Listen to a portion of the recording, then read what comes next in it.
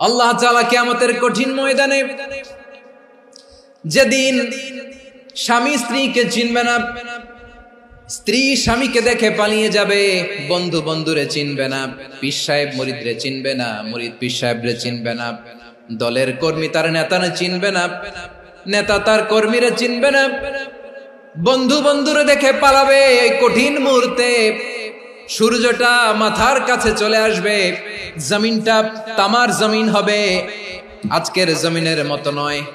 মানুষ ঘর্মাক্ত, ক্লান্ত, শ্রান্ত মাথার মগজগুলো কানের ছিদ্র আর নাকের ছিদ্র দিয়ে বেয়ে বেয়ে পড়বে।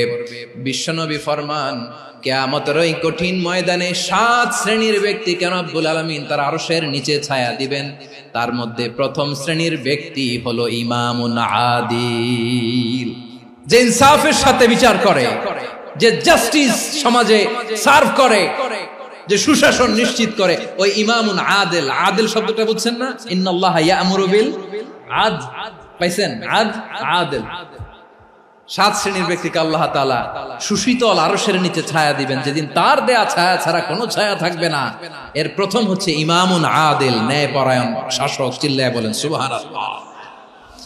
আবার বিশ্বনবী বললেন, ইন্নাল মুকসিতিনা ইনদাল্লাহি আলা মানাবিরা মিন নূর আন ইয়ামিনির রহমান। কিয়ামতের দিন যারা ন্যায় পরায়ণ হিসেবে আল্লাহর সামনে দাঁড়াবে, কিয়ামতের দিন রব্বুল আলামিন তার আরশের ডান দিকে ওই ন্যায় পরায়ণ লোকদের জন্য আরশের ডান দিকে একটা নূরের মিম্বারে তাদেরকে বসার সুযোগ করে দিবে।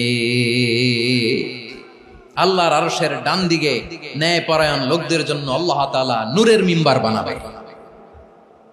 4টে কেন কথা মনে করেছেন? আল আদাল, জাস্টিস।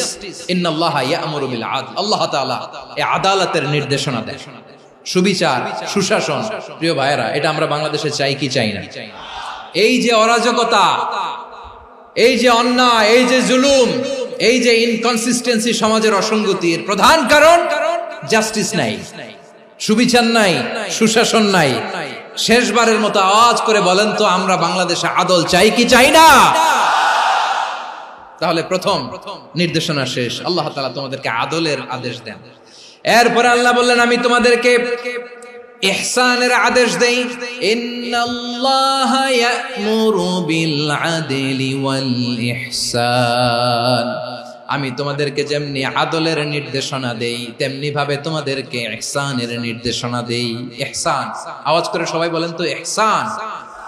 ইহসান মানে কারো প্রতি সফট হার্টেড হওয়া, মহানুভব হওয়া, অনুগ্রহ পরায়ণ হওয়া, অনুগ্রহশীল হওয়া, একে অপরের প্রতি দয়াদ্র হওয়া। একে অপরের প্রতি দয়াদ্র, অনুগ্রহশীল হওয়া ছাড়া মানবিক সমাজ কশিনকালেও গঠন করা সম্ভব না। প্রিয় ভাইয়েরা, সুন্দর আচরণ দিয়ে, ইহসান দিয়ে যা জয় করা যায়, নরম আচরণ দিয়ে যেটা অর্জন করা যায়, কঠোরতা দিয়ে সেটা পারা যায় না। বিষ্ণু ঈসা ইসলাম ইহসান দিয়ে, কোমল আচরণ দিয়ে, তার অনুগ্রহ দিয়ে তিনি অনেক কাফিরের হৃদয়কে জয় করে ফেলেছেন। সাইয়েদনা সুমামা ইবনে উসাল রাদিয়াল্লাহু তাআলা আনহুর কথা মনে পড়ে যায়। তিনি ছিলেন ইয়ামামার বাদশা। মদিনাতে বিশ্বনবীকে হত্যা করার নিয়তে এসেছিলেন। গোপনে গোপনে বিশ্বনবীকে হত্যা করে আবার ইয়ামামাতে তিনি ফিরে যাবেন। কিন্তু কি অবাক করা কাণ্ড, হত্যা করতে পারে নাই, সাহাবাদের হাতে তিনি ধরা পড়ে গেলেন।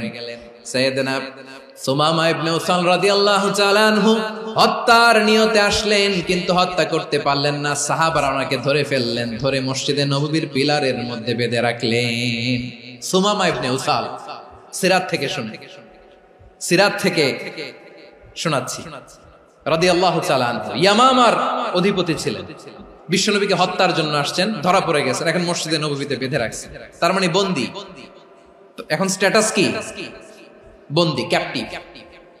তো বিষ্ণু ঈসা ইসলাম সাহাবাদেরকে বললেন, তার খোঁজ খবর নিও, সুমামা ইবনে উসালের খোঁজ খবর নিও। সাহাবার বলেন, ইয়া রাসূলুল্লাহ, আপনাকে হত্যা করতে এসেছে, তার তো কঠিন ক্যাপিটাল পানিশমেন্ট হওয়া দরকার, কঠিন শাস্তি হওয়া দরকার। বিশ্বনবী বললেন, না, আমি যেটা জানি তোমরা সেটা জানো না, তোমরা সুমামার সাথে ভালো আচরণ করো। বিশ্বনবী সুমামার কাছে গেলেন। প্রথম দিন যে তিনি কালেমার দাওয়াত দিলেন, ইমানের দাওয়াত দিলেন, ইসলামের দাওয়াত দিলেন, রিসালাতের দাওয়াত দিলেন, আখিরাতের দাওয়াত দিলেন। পরের দিন যে বিশ্বনবী সালাতের দাওয়াত দিলেন, যাকাতের দাওয়াত দিলেন, ইসলাম কি, কিভাবে, কেমন করে পালন করতে হয় চমৎকার আর্টিকুলেট করতে শুরু করলেন। তন্ময় হয়ে সুমামা ইবনে উসাল রাদিয়াল্লাহু তাআলা আনহু বিশ্বনবীর কথাগুলো শুনতে আরম্ভ করলো। একদিন নয়, 2 দিন নয়, টানা 3 দিন বিশ্বনবী সুমামার কাছে ইসলামকে প্রেজেন্ট করেছেন, উপস্থাপন করেছেন। আওয়াজ করে বলেন, কয় দিন? 3 দিন।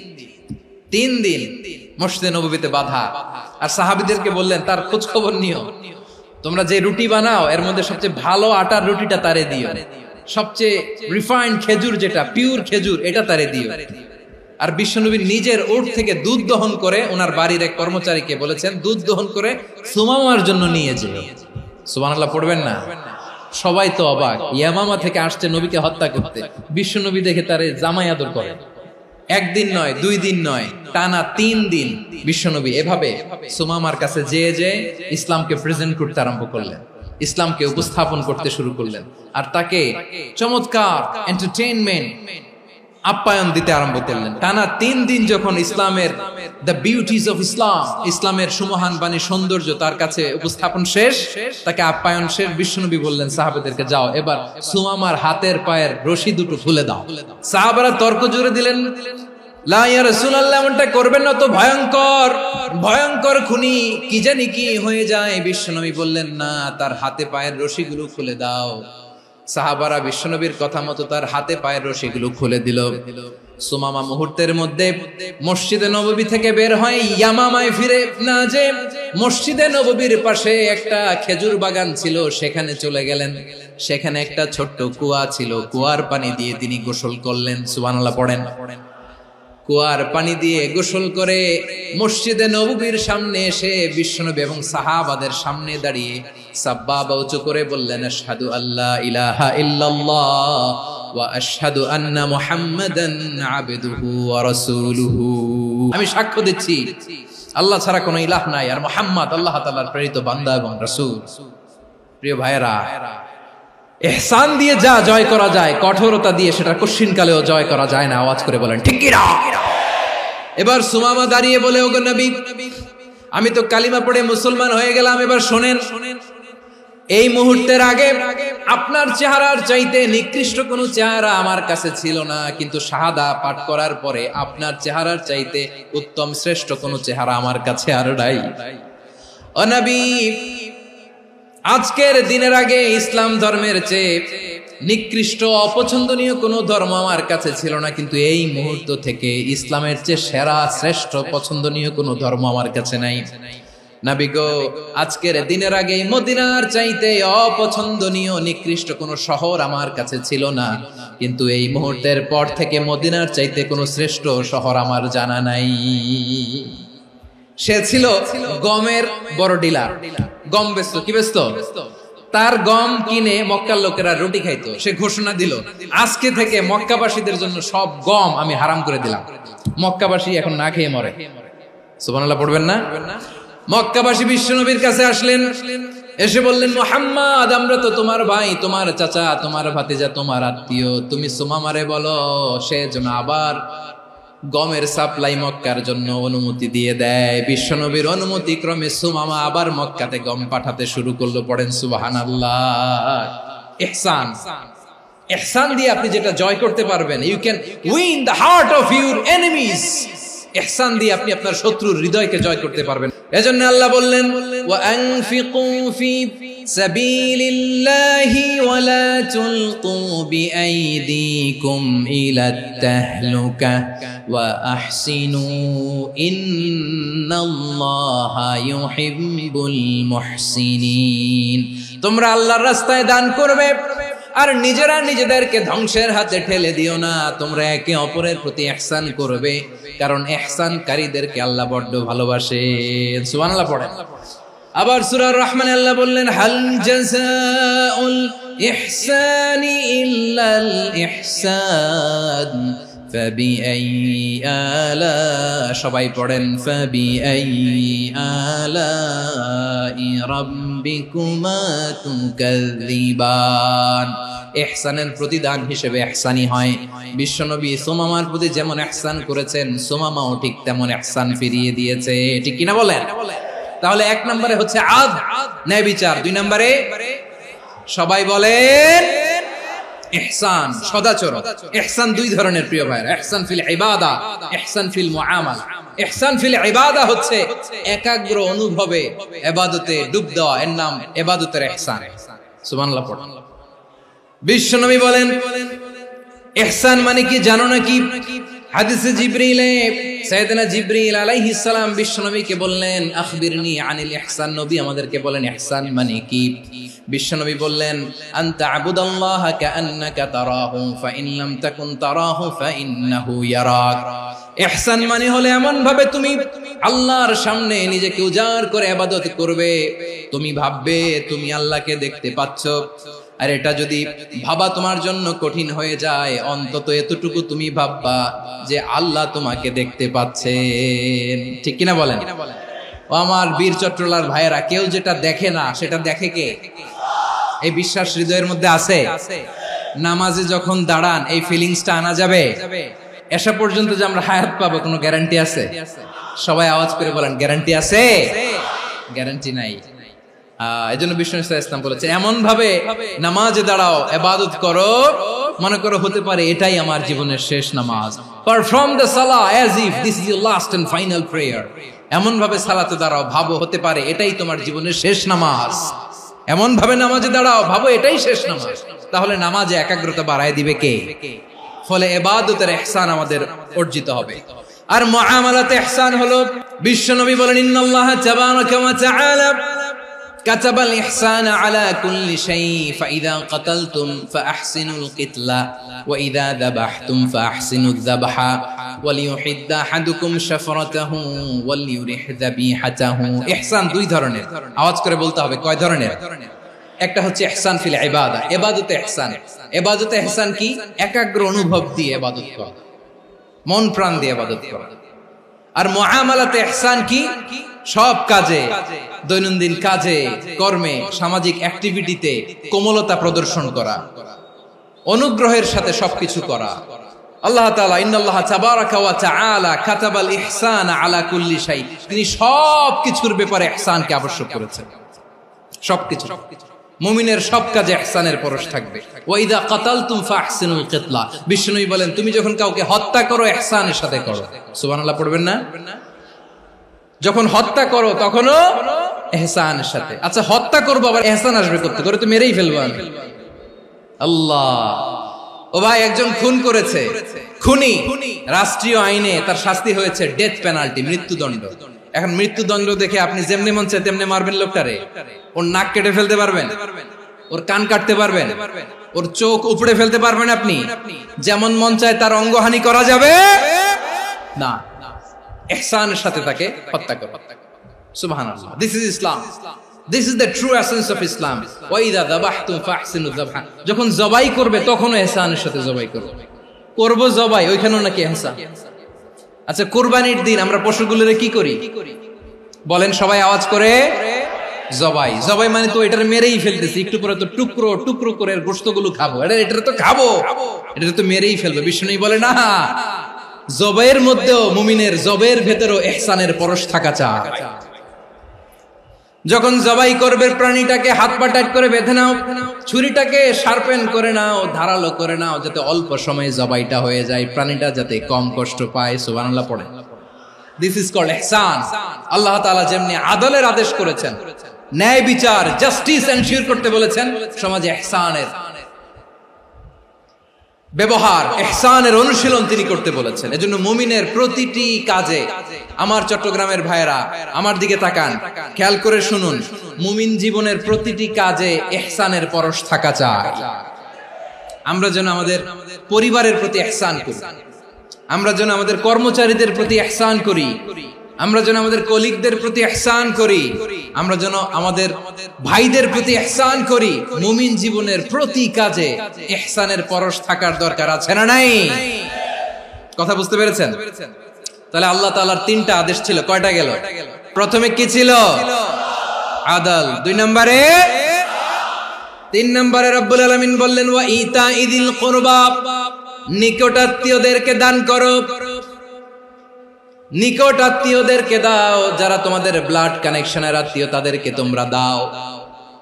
এখানে জেনারেলি বললেন দাও, কি দিব সেটা তিনি এখানে বলেন নাই, সেটা তিনি সূরাতুল ইসরার মধ্যে বলেছেন। আল্লাহ বলেন ওয়া আতিযাল কুরবা হাক্কাহ, নিকট আত্মীয়দেরকে তাদের অধিকার, তাদের প্রাপ্য তোমরা বুঝিয়ে দাও। দেখেন, একটা শান্তির সমাজ, একটা সমৃদ্ধ সমাজ, একটা মানবিক সমাজ গঠনের জন্য আল্লাহ তাআলা বেশি না মাত্র তিনটা অর্ডার, তিনটা ভার্ডিক্ট তিনি জারি করেছেন। এক নাম্বার সুশাসন, ন্যায় বিচার।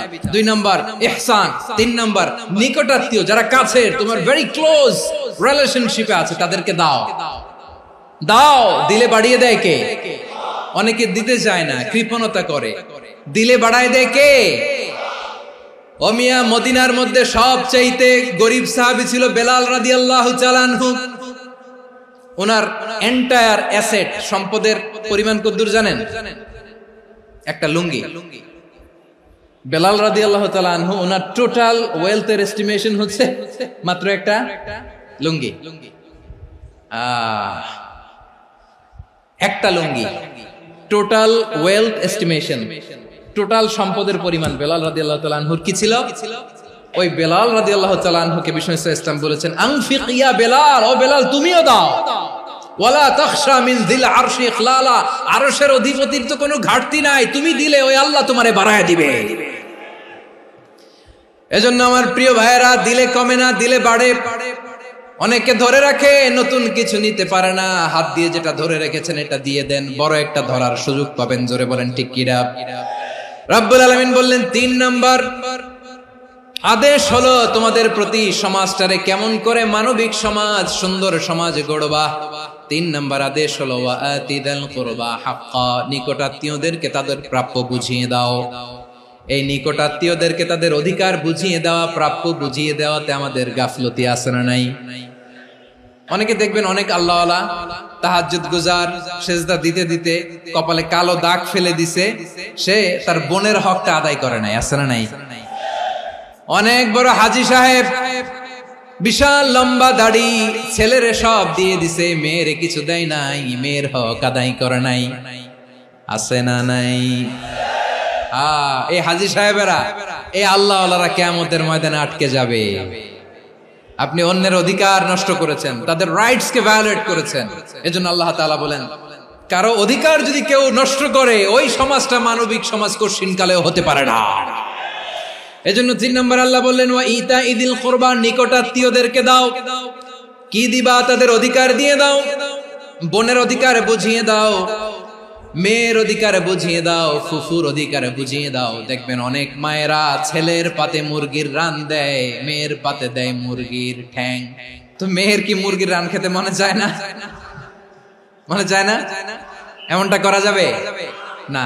নিকটাত্মীয়দেরকে অধিকার দিয়ে দাও, নিকটাত্মীয়ের সাথে সুসম্পর্ক রাখো। আদেশটা কার?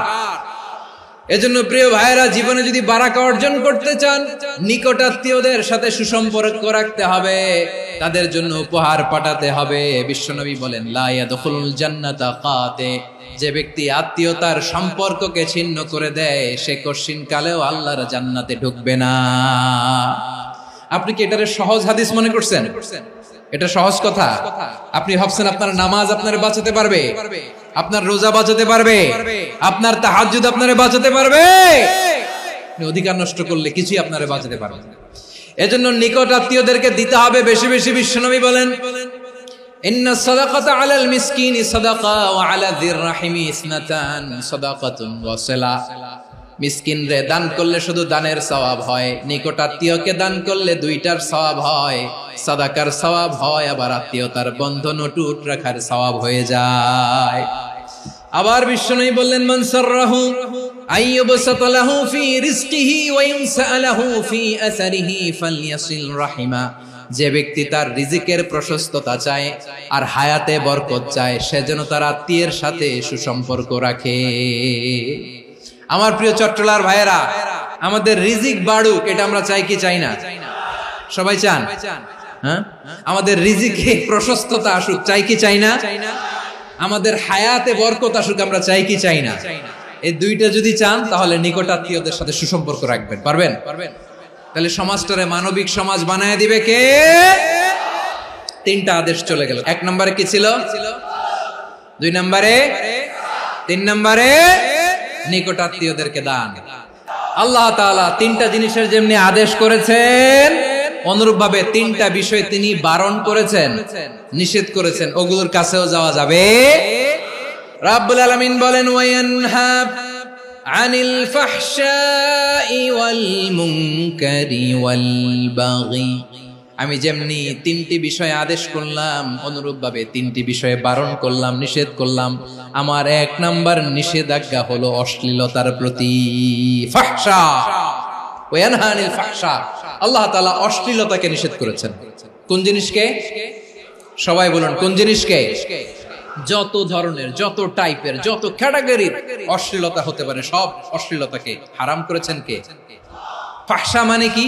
কথায়, কাজে, আচরণে, কমেন্ট, ফেসবুকের কমেন্টসে যত ধরনের নোংরামো আছে, যত ধরনের অশ্লীলতা আছে, এটাকে আরবিতে বলে ফাহশা। রাব্বুল আলামিন বলেন, কুল ইন্নামা حرم ربي الفواحش ما ظهر منها وما بطن। ও নবী, আপনি বলে দেন, আমার রব প্রকাশ্য, অপ্রকাশ্য, স্পষ্ট কিংবা অস্পষ্ট, দৃশ্যমান কিংবা অদৃশ্যমান সব অশ্লীলতাকে হারাম করেছেন। সব ধরনের অশ্লীলতা হারাম। আল্লাহ তাআলা আমাদেরকে অশ্লীলতা থেকে বাঁচায়। এবার বলেন, আমাদের সমাজে অশ্লীলতা আছে না নাই? অশ্লীলতা নানা ভাবে, নানা নামে, নানা মোড়কে আমাদের সমাজে আছে না নাই? সংস্কৃতির নামে, ফ্যাশনের নামে, বিনোদনের নামে, উপন্যাসের নামে, কনসার্টের নামে অশ্লীলতা আছে না নাই? আপনি দেখেছেন কনসার্টগুলোর অবস্থা? আমাদের তরুণ তরুণীরা, আমাদের যুবক যুবতীরা, আমাদের জেনজিরা, কি অবস্থা ওইখানে? কনসার্টের নামে অশ্লীলতা আছে না নাই? ছেলে মেয়ে একে অপরকে জড়ায় ধরতেছে, একে অপরকে চুমু খাচ্ছে, প্রকাশ্যে, দিবালোকে, গণমানুষের সামনে। আল্লাহ তাআলা এই অশ্লীলতা থেকে আমাদেরকে বেঁচে থাকতে বলেছেন। রূপালী জগতের নামে অশ্লীলতা আছে না নাই? এই টার্মটা আপনারা জানেন না? রূপালী জগৎ কি জগৎ? আসলে কি রূপালী জগৎ না অন্ধকার জগৎ? আমার বোনেরা, আপনাদেরকে যে কি বলে তারা বুঝায়, রূপালী জগৎ শুনেই আপনি ভরকে যাবেন না। রূপালী জগতে যে নারী যত বেশি উলঙ্গ, সে নাকি তত বেশি সাহসী। জানেন? বলে এটা একটা সাহসী নারী, খুব সাহসী পদক্ষেপ তার। যত বেশি শরীর থেকে কাপড় নামাতে পারবে, যত বেশি বস্ত্রহীন হয়ে নিজেকে প্রেজেন্ট করতে পারবে, সে নাকি তত বেশি সাহসী। আমার চট্টলার ভাইয়েরা, শয়তানের প্রথমে এজেন্ডা ছিল বনি আদমকে বস্ত্রহীন করা। সে আদম এবং হাওয়া আলাইহিস সালামকে নিষিদ্ধ গাছের ফল খাইয়ে তাদেরকে বস্ত্রহীন করেছে। এই জামিনেও সে আমাদেরকে বস্ত্রহীন করতে চাইবে। এই রূপালী জগতের নামে তারা এটা করে। আমার প্রিয় বোনেরা, আপনি জানেন না আপনার দাম কত। ওরা আপনাদেরকে বিজ্ঞাপনের সস্তা পণ্য বানাতে চায়। ওরা আপনাদেরকে ওদের ভোগের লিপসার টুলস বানাতে চায়। ওরা আপনাদেরকে দিয়ে ওদের খায়েশ পূরণ করতে চায়। এটা আপনাদের জন্য মোটেও ডিগনিটি নয়, এটা আপনাদের জন্য সম্মান নয়। আপনার সম্মান শালীনতায়, আপনার সম্মান হেজাবে, আপনার সম্মান ভদ্রতায়, আপনার সম্মান আপনার ডিসেন্ট পোশাকে। পোশাক বলে দেয় এই নারীটা ভদ্র না অভদ্র। পোশাক বলে দেয় এই মেয়েটা কোন ঘরের মেয়ে। আপনি জানেন না, আপনারা সস্তা পণ্য বানায়, ভোগের পণ্য, বিলবোর্ডে আপনাকে উলঙ্গ করে উপস্থাপন করে। এই অশ্লীলতার সাথে ইসলামের কোনো সম্পর্ক। এজন্য আল্লাহ বলেন, আমি অশ্লীলতাকে হারাম করেছি। অশ্লীলতাকে হারাম করার প্রথম কারণ হলো এর মাধ্যমে মানবতাকে অপমানিত করা হয়। কারণ মানুষের সম্মান মানুষের পোশাকে। মানুষ যখন পোশাকহীন হয়ে যায়, বস্ত্রহীন হয়ে যায়, তার সম্মান কমে যায়। ঠিক কিনা? অশ্লীলতাকে হারাম করার প্রথম কারণ হচ্ছে মানুষ মানুষকে অপমান করে। একটা নারী, সে তো সম্মানিত, নারী যে কত সম্মানিত নারীরা এটা বুঝেই নাই। বিশ্বনবী বলেন আদ-দুনিয়া কুল্লুহা মাতা ওয়া খায়রু মাতা'আদ দুনিয়া আল মারআতুস সালিহা। আমার বোনেরা, 5টা প্যান্ডেলে আপনারা এলইডিতে আমার আলোচনা শুনছেন, আমি জানি। আপনাদের এই গর্ভ যে কত দামি আপনি জানেন না। আপনার পেট থেকেই আসবে আগামী দিনের সালাহুদ্দিন আল আইয়ুবী, আপনার পেট থেকেই আসবে অনাগত দিনের ইমাম মাহদী আল মুনতাযর, আপনার পেট থেকেই আসবে অনাগত দিনের ফয়সাল, ওয়াসিম, মুগ্ধ, আবু সাইদের মতো বীর যোদ্ধা। আমার প্রিয় বোনেরা, আমার প্রিয় বোনেরা, বিশ্বনবীর কথার ওজন খেয়াল করেন। আদ-দুনিয়া কুল্লুহা মাতা ওয়া খায়রু মাতা'আদ দুনিয়া আল মারআতুস সালিহা। দুনিয়ার সবকিছুই অ্যাসেট, এর মধ্যে সবচেয়ে দামি অ্যাসেট নেককার নারী। আপনার গর্ভ যে কত দামি আপনি জানেন না। নিজের সময়টাকে কাজে লাগান, কোরআন পড়েন, সুন্নাহ পড়েন। আপনার অনেক দায়িত্ব ঘরে। You are the MD of your family. একটা family it's a very big institution. পরিবার একটা অনেক বড় প্রতিষ্ঠান, and you are the MD of your institution. আপনি এই পরিবারের MD, managing director of your family. এখানে আপনার কত দায়িত্ব। আপনি ছেলে মেয়েদেরকে তারবিয়া করবেন, আপনি আপনার স্বামীর জন্য ঘরটার জান্নাতের নীর বানাবেন, আপনার জন্য জান্নাতের ডুপ্লেক্স বাড়ি ওইখানে তৈরি করে রাখবে কে? আপনি যে কত দামি আপনি জানেন না। নারীদেরকে আল্লাহ বানিয়েছেন উচ্চতর করে, নিম্নতর নয়। নারীদেরকে ছোট্ট জিনিস দিলে এটার বড় করে দেয়। নারীদেরকে ভ্রূণ দিলে, শুক্রাণু দিলে নারী এটারে বাচ্চা হিসেবে উপহার দেয়, ঠিক কিনা? বিয়ের মাধ্যমে স্বামী যখন তার শুক্রাণু তার স্ত্রীকে উপহার দেয়, স্ত্রী রিটার্নে কি উপহার দেয়? ফুল ফর্ম বেবি, মানব সন্তান। দেখছেন, আপনি দিলেন একটুকুনি, দিছে বিশাল। আপনি যদি নারীকে বাজার এনে দেন, নারী এটাকে সুস্বাদু খাবারে রূপান্তর করে দেয়। আপনি তাকে একটা মুচকি হাসি দিয়ে দেন, সে তার কলিজা দিয়ে দেয়। কিন্তু যদি আপনি তার মনে কষ্ট দেন, সে আপনার জীবনকে জাহান্নাম বানায়া দেয়। নারীর মন বুঝতে পারলে নেয়ামত, বুঝতে না পারলে কিয়ামত। আমার প্রিয় বোনেরা, আপনি যে কত দামি আপনি জানেন না। অনেক দামি আপনি। আপনাদেরকে যেন ভোগের সস্তা পণ্য বানাতে না পারে, আপনাদেরকে সচেতন থাকতে হবে। তাহলে কেন আল্লাহ তাআলা এই ফাহশা, অশ্লীলতাকে হারাম করলেন? 1 নাম্বার, এতে হিউম্যান ডিগনিটি কমে। 2 নাম্বার, এতে মানুষের অধিকার নষ্ট হয়। আপনি বিয়ে করেছেন, এরে পরকিয়া করেন, ওর সাথে এরকম আছে না নাই? স্ত্রীর অধিকার নষ্ট করেছেন। আপনি বিবাহ সম্পর্কে আবদ্ধ হয়েছেন তার সাথে, আপনি পরকিয়া করেন ওই ছেলের সাথে, আপনি আপনার হাজবেন্ডের সাথে বিট্রে করেছেন। এজন্য আল্লাহ অশ্লীলতাকে হারাম করেছেন। অশ্লীলতাকে হারাম করার আরেকটা কারণ হচ্ছে আল্লাহ তাআলা এই হিউম্যান জেনারেশনকে এটাকে প্রিজার্ভ করতে চায়। হিফজুন নাসল, এটা মাকাসিদুশ শরিয়ার অনেক গুরুত্বপূর্ণ একটা মাকাসিদ, অনেক গুরুত্বপূর্ণ। আপনার নাসল, আপনার জেনারেশনকে সংরক্ষণ করা। এই যে আসতেছে ফেব্রুয়ারি, কত ফেব্রুয়ারি জানো? এটা কি বিশ্ব ভালোবাসা দিবস? হ্যাঁ, কি দিবস? এই বিশ্ব ভালোবাসা দিবসের সাথে মুসলমানদের কোনো সম্পর্ক নাই। আমার প্রিয় ভাইরা, এই যে আপনি অবৈধ সম্পর্কে জড়ালেন, কেন আল্লাহ অশ্লীলতাকে হারাম করেছে দেখেন। বলতেছিলাম যে এটা আপনার নাসল, আপনার জেনারেশন, আপনার লিনিয়েজ, আপনার বংশকে প্রিজার্ভ করা। কে কার বাবা, কে কার মা, বাবা মা জানা, প্রজন্মকে প্রিজার্ভ করা, এটা ইসলাম ওয়াজিব করে দিয়েছে।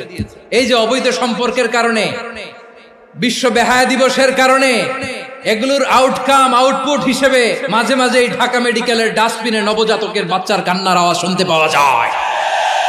চট্টগ্রাম মেডিকেলের ডাস্টবিনে নবজাতকের কান্না শুনতে পাওয়া যায়। বীর চট্টলার মুসলমানেরা বুঝতে পারলে আওয়াজ করে বলেন, এই যে চট্টগ্রাম মেডিকেলে যে নবজাতকটা পাওয়া গেল, ওর বাবাকে আমাকে বলেন, ওর মাকে, ও কোন ফ্যামিলির সন্তান কেউ জানে? আপনি হিউম্যান ডিগনিটিকে অপমান করেছেন না?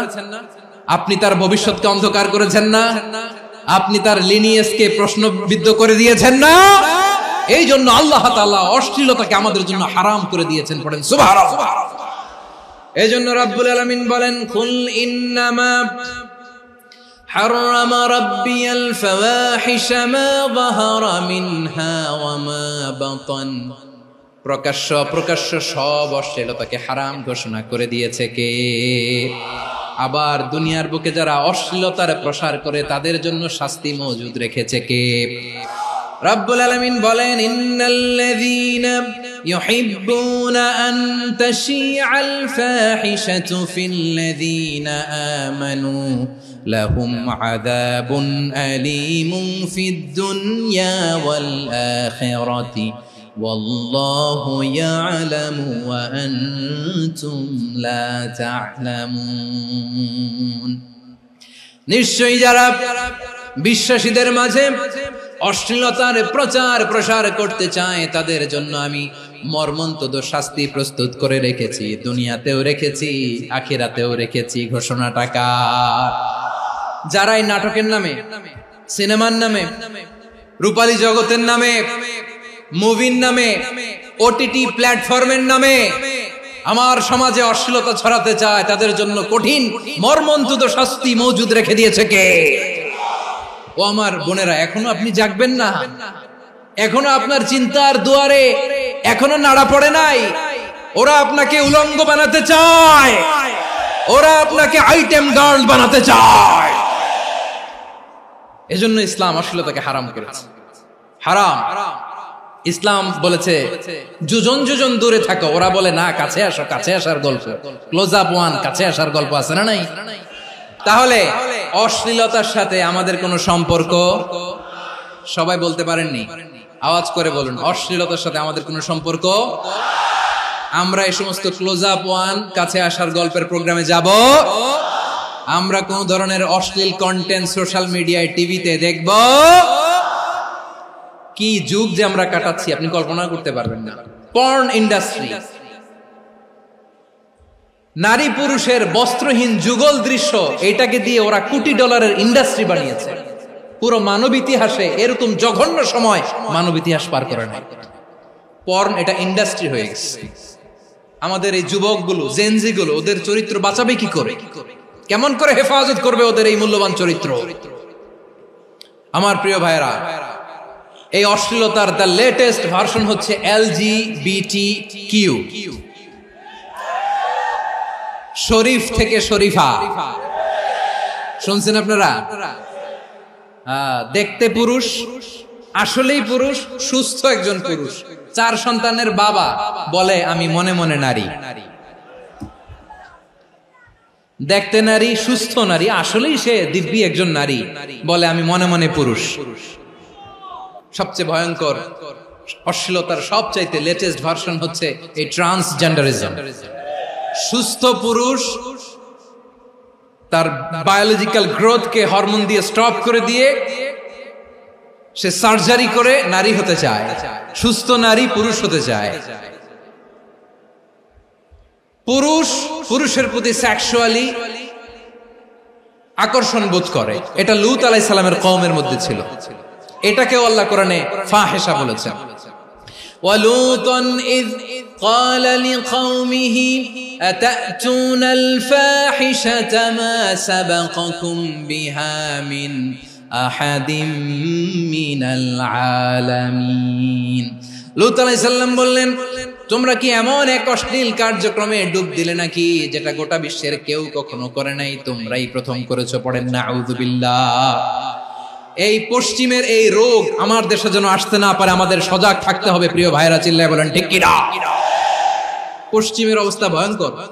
পাশ্চাত্যে, আমি যুক্তরাষ্ট্রে ছিলাম অনেকদিন, কয়েক মাস, বিভিন্ন স্টেটে ঘুরেছি। গার্ডিয়ানরা উদ্বিগ্ন, ছেলে মেয়েদেরকে, ছোট্ট ছেলে মেয়ে, ওদেরকে জিজ্ঞেস করে, তুমি how do you feel right now inside yourself? তুমি ভিতরে ভিতরে কেমন ফিল করো? তোমার কি ছেলে ছেলে লাগে না মেয়ে মেয়ে লাগে? আচ্ছা বলেন, এই ছোট্ট বাচ্চাটা ওকে এগুলো জেন্ডার অ্যাসাইনমেন্ট বলতে এগুলো কিছু বুঝে? এইভাবে মিসগাইড করা হচ্ছে।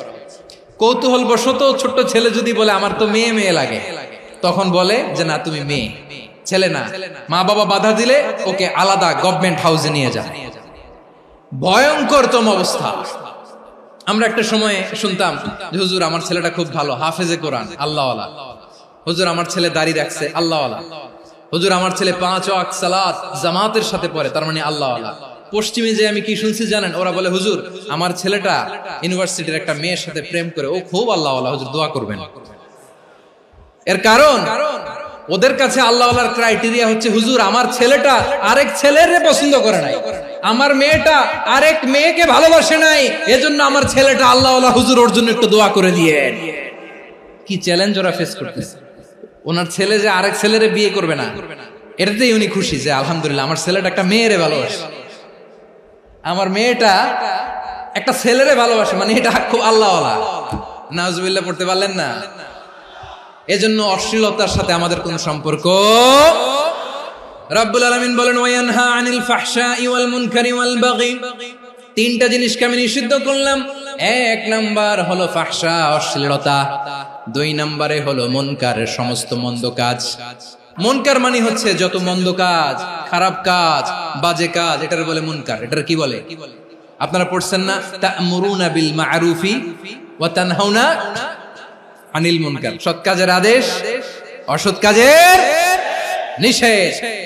মুনকার, মুনকার হচ্ছে মানুষের স্বাভাবিক বিবেকবোধ যেটাকে খারাপ বলে, ওইটাই মুনকার। পৃথিবীর সব আসমানি গ্রন্থ যেটাকে খারাপ বলেছে, মানুষের স্বাভাবিক বিবেকবোধ যেটাকে খারাপ বলেছে, এগুলো সব মুনকার। যেমন ইফতিজিং, এটা কি ভালো না খারাপ? মজুদদারি, খাদ্যে ভেজাল দেওয়া, ওজনে কম দেওয়া, মাছে ফরমালিন মিশানো, চাঁদাবাজি, টেন্ডারবাজি, দখলবাজি, এগুলো আমাদের স্বাভাবিক বিবেকেই বলে এগুলো খারাপ, এগুলো হচ্ছে মুনকার। আল্লাহ তাআলা এই মুনকার থেকে আমাদেরকে বেঁচে থাকতে বলেন, আর শয়তান এই মুনকারের প্রতি আমাদেরকে উদ্বুদ্ধ করে। আল্লাহ তাআলা বললেন ইয়া আইয়ুহাল্লাযীনা আমানু লা তাত্তাবিউ খুতুওয়াতিশ শাইতান ওয়া মান ইয়াত্তাবি' খুতুওয়াতিশ শাইতানি ফাইন্নাহু ইয়া'মুরু বিল ফাহশাই ওয়াল মুনকার। আল্লাহ বললেন আমার গোলামেরা শোনো শোনো, ও আমার বিশ্বাসী বান্দারা খবরদার, তোমরা কশিনকালেও শয়তানের পদাঙ্ক অনুসরণ করবে না, কারণ শয়তান তোমাদেরকে অশ্লীলতা এবং মন্দ কাজের দিকে উদ্বুদ্ধ করে। আমাদের কাজ হচ্ছে শয়তান আমাদেরকে যেদিকে নিতে চায় আমরা তার উল্টা দিকে যাব। শয়তান এই মন্দ কাজকে আমাদের কাছে বিউটিফাই করে, চাকচিক্যময় করে আমাদের সামনে উপস্থাপন করে। এজন্য আল্লাহ বলেন মুনকারকে থামাতে হবে, মুনকার প্রতিরোধ করতে হবে। মুনকার প্রতিরোধের দায়িত্ব শুধু আমাদের নাকি? শুধু আপনার খতিব সাহেবের, ইমাম সাহেবের, নাকি মুসলিম উম্মার সবার? আওয়াজ করে বলুন, মুনকার অসৎ কাজ প্রতিরোধের দায়িত্ব কার? রাব্বুল আলামিন বলেন কুনতুম খায়রা উম্মাতিন উখরিজাত লিন-নাসি তা'মুরুনা বিল মা'রুফি ওয়া তানহাউনা আনিল মুনকার। তোমাদেরকে শ্রেষ্ঠ জাতি করে জমিনের মধ্যে আবির্ভূত করা হয়েছে, যাতে করে তোমরা জমিনের ভেতরে সৎ কাজের আদেশ করতে পারো আর অসৎ কাজের নিষেধ করতে পারো। উম্মাহ, কুনতুম খায়রা, তাহলে গোটা উম্মার দায়িত্ব, এটা বুঝতে পারছেন তো? আচ্ছা, আরো নিচে আসেন। এরপরে আল্লাহ বললেন শুধু উম্মাহ না, এই জমিনের রাজত্ব আমি যাদের হাতে দেই, এই জমিনের মালিক আমি যাদেরকে বানিয়ে দেই, যাদেরকে আমি সরকারের দায়িত্ব দেই, তাদেরকেও মুনকারের প্রতিরোধের দায়িত্ব দিয়েছে কে? আল্লাহ বলেন যারা ক্ষমতার মসনদে বসেছে তাদেরকে 4 দফা কর্মসূচি আমি আল্লাহ দিলাম। আওয়াজ করে বলেন কয় দফা?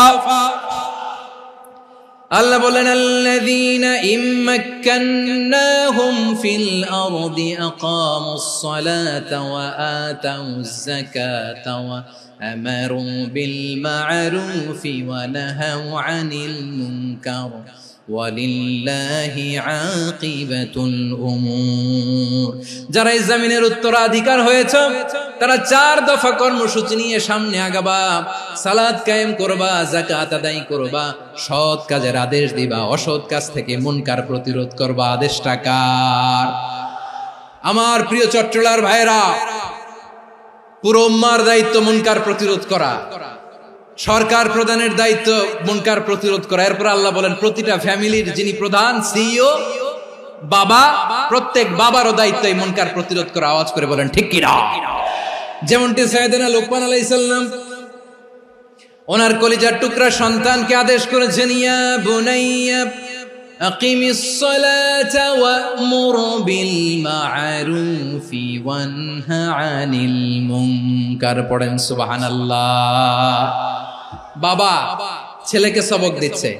লোকমান আলাইহিস সালাম ছেলেকে বলতেছে, ওরে আমার কলিজার টুকরা সন্তান, ওরে আমার বাছা, নামাজ কায়েম করবা, সৎ কাজের আদেশ দিবা, আর মুনকার প্রতিরোধ করবা, অসৎ কাজ, সমাজ থেকে খারাপ কাজকে ঝেঁটে বিদায় করে দিবা। তাহলে দেখেন, আমি স্টেপ বাই স্টেপ নামলাম। পুরা উম্মার দায়িত্ব, জমিনের উত্তরাধিকারী আল্লাহ যাদেরকে বানিয়েছেন সরকার, তাদের দায়িত্ব, প্রতিটি ফ্যামিলির প্রধানের দায়িত্ব, এরপরে বিশ্বনবী বলেন সচেতন প্রতিটি মুসলিমের দায়িত্ব সমাজ থেকে মুনকারকে উৎখাত করা। বিশ্বনবী বলেছেন, মান রাআ মিনকুম মুনকারান ফালিয়ুগাইয়িরহু বিয়াদিহি ফাইন লাম ইয়াস্তাতি ফাবিলিসানিহি ওয়া ইন লাম ইয়াস্তাতি ফাবিকলবিহি ওয়া যালিকা আযআফুল ঈমান। সমাজে যে মুনকার দেখবে, খারাপ কাজ দেখবে, সেজন্য হাত দিয়ে সেটাকে থামায়। আমার প্রিয় ভাইরা, না থামালে আমরাই ডুববো শেষমেশ। আমাদের বাঁচার জন্য হইলেও থামাইতে হবে। রব্বুল আলামিন বলেন, ওয়াত্তাকু ফিতনাতাল লা তুসিবান্নাল্লাযীনা যালামু মিনকুম খাসসা। ও আমার গোলামেরা, ওই আযাবকে ভয় করো যে আযাব যখন আমি জমিনের বুকে পাঠাই, শুধু জালেমদেরকেই মারি না, আলেমদেরকেও মারি।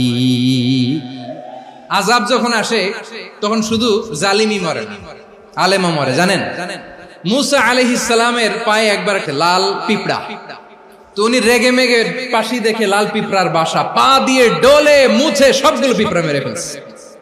এই ঘটনাটা আল্লাহ ঘটিয়েছেন এজন্য। মুসা আলাইহিস সালাম ছিলেন কালিমুল্লাহ, সরাসরি আল্লাহর সাথে কথা বলতেন। তিনি আল্লাহকে জিজ্ঞেস করেছিলেন, আল্লাহ তুমি যখন কোন জনপদে আযাব পাঠাও, শাস্তি দাও, ওখানকার শুধু জালেমরাই তো মরে না, ভালো মানুষগুলাও মরে, তো আযাব দিবা মুশরিকদের উপর দিবা, অবাধ্যদের উপর দিবা, ভালো মানুষগুলোরে মারো কেন?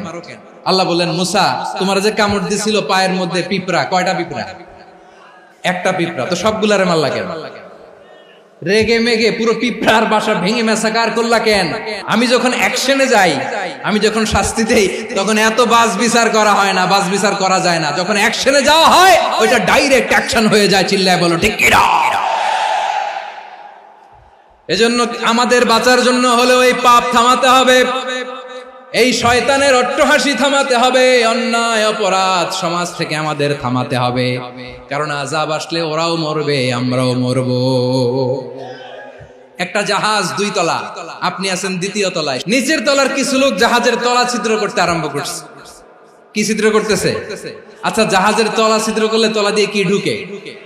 এখন আপনি যদি বলেন আমার কি, আমি তো 2 তলায়, আমি তো ভালো আছি, ওরা ছিদ্র করে ওরা মরবে। আসলে কি শুধু ওরা মরবে? তলা দিয়ে যখন পানি ঢুকবে, জাহাজ ঢুকলে আপনিও মরবেন। এজন্য নিজে মরার আগে ওই পাগলগুলোর নিচতলায় যে থামাতে হবে। চিল্লায় বলেন ঠিক কি না?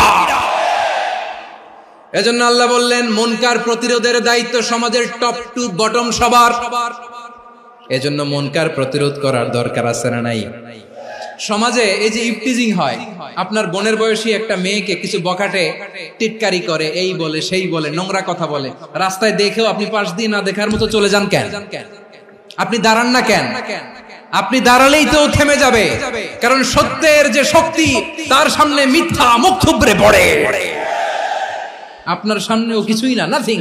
আপনি দাঁড়ান, ওকে প্রশ্ন করেন যে আমার বোনকে তুমি ডিস্টার্ব করো কেন? আপনাকে দেখে আরো 5 জন দাঁড়াবে, 5 জনকে দেখে আরো 10 জন দাঁড়াবে। আমাদের নীরবতা আর আমাদের নিশ্চুপ থাকাই জালিমদেরকে আরো শক্তিশালী জালিম বানিয়েছে। এজন্য মুনকার প্রতিরোধের দায়িত্ব আমাদের সবার। টেন্ডারবাজি, চাঁদাবাজি, দুর্নীতি, অপরাধ, দখলদারিত্ব, মজুদদারি, এগুলো সবকিছু একসাথে প্রতিরোধ করতে হবে। ঠিক কিনা বলেন? একটা মানবিক সমাজ যদি চাই, প্রতিরোধ করতে হবে। প্রিয় ভাইয়েরা, আল্লাহর শপথ নিয়ে বলি, এই নাসিহাত গুলো সবার জন্য, সব দলের জন্য, সব মতের মানুষের জন্য। আমরা কোন দলের প্রতি মানুষকে ডাকি না, আমরা ডাকি ইসলামের দিকে। সব দলের, সব মতের, সব মানুষদেরকে আমরা আহ্বান জানাই, আসুন আমরা একটা সুন্দর সমাজ বিনির্মাণ করি। এই যে নতুন বাংলাদেশের এক সুযোগ এসেছে, আর জীবনে হয়তো আসবে না, সামনের 100 বছর এই সময় আসবে না। আসুন দেশটাকে আমরা সাজাই, আসুন আমরা দুর্নীতি বন্ধ করি, আসুন আমরা চাঁদাবাজি বন্ধ করি, আসুন আমরা দখলদারিত্ব বন্ধ করি, আসুন আমরা এক দল আরেক দলকে নিশ্চিহ্ন করার যে রাজনীতি, এটা বন্ধ করি। সব দলের প্রতি আমার আহ্বান, আমরা চাঁদাবাজ মুক্ত বাংলাদেশ চাই, জুলুম মুক্ত বাংলাদেশ চাই, ফ্যাসিজম মুক্ত বাংলাদেশ চাই, গুণ খুন খারাপি মুক্ত বাংলাদেশ চাই, আমরা নতুন ভোরের বাংলাদেশ চাই। ওই বাংলাদেশ পাওয়ার জন্য মুনকার প্রতিরোধে, অন্যায় প্রতিরোধে যদি বাঘের বাচ্চার মতো, আবু সাইদের মতো দুই হাত উঁচু করে বুককে টান টান করে প্রসারিত করে দাঁড়াতে হয়, রাজি আছো মুসলমান? রাব্বুল আলামিন বলেন, ওয়ায়ানহা আনিল ফাহশাই ওয়াল মুনকারি ওয়াল বাগি ইয়াইযুকুম লাআল্লাকুম তাযাক্কারুন। আল্লাহ বললেন, আমি অশ্লীলতাকে নিষেধ করি, আমি সব ধরনের মন্দ কাজকে নিষিদ্ধ করি, সব শেষে আমি সীমা লঙ্ঘনকে তোমাদের জন্য নিষিদ্ধ করি। নিষিদ্ধ করেছেন কয়টা জিনিস? 1 নম্বরে অশ্লীলতা, 2 নম্বরে মুনকার তথা সব মন্দ কাজ, 3 নম্বরে আল বাগি সীমা লঙ্ঘন, ক্রসিং দ্য লিমিট। সীমা লঙ্ঘন করা ভালো না। We all should know all limits. চিল্লায় বলেন ঠিক কিনা? একই আয়াতে আল্লাহ বললেন, কুল ইন্নামা হারামা রাব্বিয়াল ফাওয়াহিশা মা যাহারা মিনহা ওয়া মা বাতানা ওয়াল ইসমা ওয়াল বাগিয়া বিগাইরিল হক। অন্যায় ভাবে যে অবাধ্য হয়, যে সীমা লঙ্ঘন করে, তাদেরকেও আমি এটা হারাম করে দিলাম। সীমা লঙ্ঘন করা হারাম। আল্লাহ বারবার আমাদেরকে ওয়ার্নিং দেয়। যখন আমরা থামি না তখন আল্লাহ ধরে, আর যখন ধরে তখন ছাড়ে না। ধরে না, ধরলে আল্লাহ। ফেরাউনকে কিন্তু হুট করে ধরে নাই, আপনারা জানেন 9 বার ওয়ার্নিং দিয়েছে। ফেরাউনকে আল্লাহ তাআলা ওয়ার্নিং দিয়েছিল কয়বার? রাব্বুল আলামিন বলেন, ওয়ালাকাদ আতাইনা মূসা 9 আয়াতিন বাইয়িনাত। 9টা মুআজিজা দেখিয়েছি, 1 2 3 বারবার এইভাবে রিমাইন্ডার, ওইভাবে রিমাইন্ডার, এইভাবে নসিহত, ওইভাবে দাওয়া। ফাকুলা লাহু কাওলান লাইয়িনা, নরম করে বলো, সফট করে বলো, যত ওয়ে হতে পারে দাওয়া মেথডোলজি। মুসা আলাইহিস সালামের সব অ্যাপ্লাই শেষ, 10ম বারে যে আল্লাহ ধরছে। 10ম বারে যে ধরেছে। এজন্য আল্লাহ বলেন, আমি সীমা লঙ্ঘনকে পছন্দ করি না। কোরআনের অন্য আয়াতে বাগীকে বলা হয়েছে আল ইতিদা। সীমা লঙ্ঘন যারা করে তাদেরকে আল্লাহ বলেছেন মুতাদিন। ওয়াকাতিলু ফি সাবিলিল্লাহিল্লাযীনা ইউকাতিলুনাকুম ওয়া লা তা'তাদু ইন্নাল্লাহা লা ইউহিব্বুল মুতাদিন। আমি সীমা লঙ্ঘনকারীদেরকে কোশ্চিনকালেও পছন্দ করি না। আমরা যেন সীমা লঙ্ঘন না করি, রাজি আছেন তো? যে কোনো ক্ষেত্রে ইবাদতে যেন সীমা লঙ্ঘন না করি। অনেকে আমরা ইবাদতে সীমা লঙ্ঘন করে ফেলি। বিশ্বনবী সাল্লাল্লাহু আলাইহি ওয়াসাল্লাম যেটা শিখিয়েছেন এর বাইরে যে অতিরিক্ত বুজুর্গ হতে চায়, এরকম আছে না নাই? কোন ক্ষেত্রেই সীমা লঙ্ঘন করা যাবে, এমনকি যুদ্ধ ক্ষেত্রেও না। বিশ্বনবী সাল্লাল্লাহু আলাইহি ওয়াসাল্লাম বলেন, খবরদার যুদ্ধ ক্ষেত্রেও সীমা লঙ্ঘন করো না। কি সুন্দর ইসলাম আমরা পেয়েছি। বিশ্বনবী বলেন, খবরদার যুদ্ধের ময়দানে কোনো নারীর গায়ে হাত তোলো না, কোনো শিশুর গায়ে হাত তোলো না, কোনো গবাদি পশু হত্যা করো না, কোনো শস্য ক্ষেত্র ধ্বংস করো না, ইবাদতরত অন্য ধর্মের কোনো সন্ন্যাসীর গায়ে হাত তোলো না। বলেন সুবহানাল্লাহ। তাহলে আমরা সীমা লঙ্ঘন করতে পারবো? প্রিয় ভাইরা, একটা সুখী, সমৃদ্ধ, শান্তির সমাজ, মানবিক সমাজ যদি আমরা গঠন করতে চাই, আমাদের আল্লাহর দেয়া কয়টা আদেশ মানতে হবে বলেন দেখি? আর বেঁচে থাকতে হবে কয়টা জিনিস থেকে? আল্লাহর আদেশ কি? 1 নাম্বার আদাল, ন্যায়পরায়ণতা। আমরা সুবিচার, সুশাসন, ন্যায় বিচার চাই কি চাই না? 2 নম্বরে কি ছিল? মাশাআল্লাহ, আমরা যেন সবার প্রতি দয়া পরবশ হই, ইহসান করি। 3 নম্বরে কি ছিল? নিকটাত্মীয়দের দান করা, তাদের অধিকার প্রাপ্য বুঝিয়ে দেওয়া। পাশাপাশি 3টা জিনিস থেকে আল্লাহ বারণ করেছেন, নিষেধ করেছেন। তার প্রথমটা ফাহশা, অশ্লীলতা। অশ্লীলতার সাথে আমাদের কোনো সম্পর্ক। 2 নম্বর নিষেধাজ্ঞা কি ছিল? আল মুনকার, সমাজের যত মন্দ কাজ এগুলোকে আমরা প্রতিরোধ করব। রাজি আছেন তো সবাই? 3 নম্বরে আল বাগী, সীমালঙ্ঘন। কোন মুসলিম সীমালঙ্ঘন করে না। রাব্বুল আলামিন শেষে বললেন, ইয়াইদুকুম লাআল্লাকুম তাযাক্কারুন। আল্লাহ তোমাদেরকে উপদেশ দেন যাতে তোমরা শিক্ষা গ্রহণ করো। আমরা উপদেশ দেব, আমরা জোর করে কাউরে কিছু মানাতে চাই না। লা ইকরাহা ফিদ্দিন ওয়াযাক্কির ফাইন্না যিকরা তানফাউল মুমিনিন। উপদেশ দিলে এটা মুমিনদের কাজে দেয়। লাস্তা আলাইহিম বিমুসাইতির ইন্নামা আনতা মুযাক্কির। নবী হে, আপনি রিমাইন্ডার দাতা, আপনি উপদেশ দিবেন। আমরাও বিশ্বনবীর এই হাদিসগুলো থেকে, কোরআনের আয়াত থেকে রিমাইন্ডার, এই কথামালা বাণী বাহক হিসেবে এই বাণীগুলো আপনাদের সাথে কাছে পৌঁছে দিলাম। আমরা আল্লাহ তাআলার কাছে প্রার্থনা করি, আল্লাহ আমরা যেন আদল দিয়ে আমাদের সমাজকে গঠন করতে পারি। আল্লাহ আমরা যেন ইহসান করতে পারি, আমরা যেন নিকটাত্মীয়দের দান করতে পারি। আল্লাহ যত ধরনের অশ্লীলতা, অনাচার, মন্দ কাজ, সীমালঙ্ঘন, অবাধ্যতা থেকে যেন আমরা বেঁচে থাকতে পারি। আল্লাহ তাআলা আমাদের সবাইকে কথাগুলো বুঝার ও আমল করার তৌফিক দান করুক। হাযা মা ইনদি ওয়াল ইলমু ইনদাল্লাহ আলাইহি তাওয়াক্কালতু ওয়া ইলাইহি উনীব। সুবহানাকাল্লাহুম্মা বিহামদিকা আশহাদু আল্লা ইলাহা ইল্লা আনতা আস্তাগফিরুকা ওয়া আতুবু ইলাইক।